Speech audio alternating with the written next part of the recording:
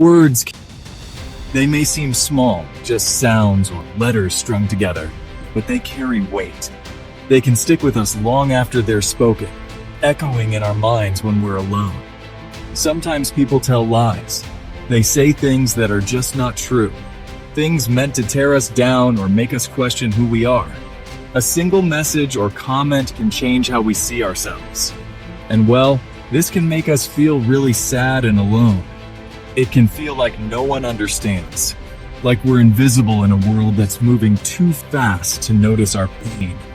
Sometimes people even use words to bully others. They laugh, mock, or shout, not realizing or maybe not caring how deep their words cut. They try to make others feel small, like they don't matter, like their voice doesn't count. And when that happens again and again, it can start to feel like maybe they're right. This is not right. When others hurt us with their words, it can be hard to know what to do.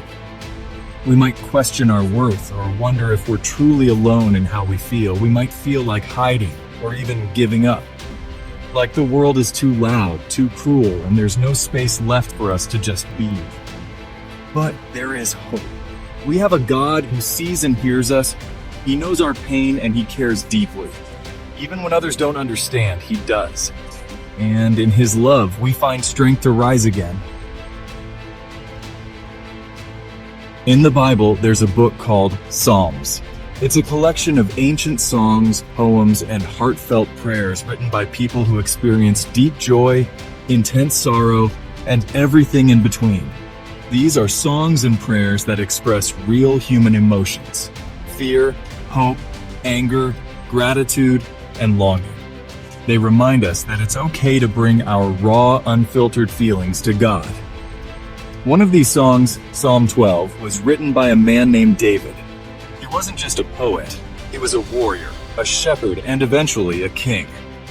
David was a king, but he still faced problems. His life was filled with battles, betrayals, and moments of deep loneliness. People lied about him, spread rumors, and even plotted to destroy him. He knew what it felt like to be surrounded by enemies and to feel completely misunderstood. In Psalm 12, David cries out to God, not with polished words, but with desperation. He pleads for help, for truth, and for justice. He asks God for help, believing that even when people fail, God remains faithful and just. He feels alone and afraid, like the world around him is crumbling. But he doesn't stay silent. He speaks up and he prays. Have you ever felt that way? Like no one understands what you're going through? Like you're carrying a weight too heavy to bear? David teaches us to take our troubles to God. No matter how dark things seem, we can cry out to Him, and He listens. The good news is that God listens to our prayers. He hears us when we cry out to Him. He sees when people are hurting. He knows when others are telling lies. God is always with us. He will never leave us alone. Even when it feels like no one else understands, God does. He is our helper and our friend. We can always turn to Him. In Psalm 12, verse 6, David says that God's words are pure. They're like silver that has been refined 7 times. So what does this really mean? Well, it means that God's words are always true. They are perfect and powerful. We can trust God's words. When everything else seems uncertain, we can hold on to His promises. His words give us hope. They show us the way. God cares deeply for those who are hurting. His heart is tender toward the broken, the weary, and the forgotten. When life feels overwhelming and the weight of sorrow seems too heavy to bear, He is near. He listens to every cry, sees every tear, and holds every shattered piece of our hearts. He sees the pain of the poor and the needy. He notices the ones the world often overlooks, the hungry, the homeless, the lonely. His compassion reaches into the darkest corners, bringing light and comfort where there was once despair. He promises to protect them. In moments of danger, in times of fear, He is a refuge.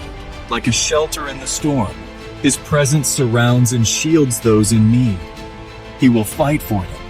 God stands for justice. He defends the voiceless and uplifts the oppressed.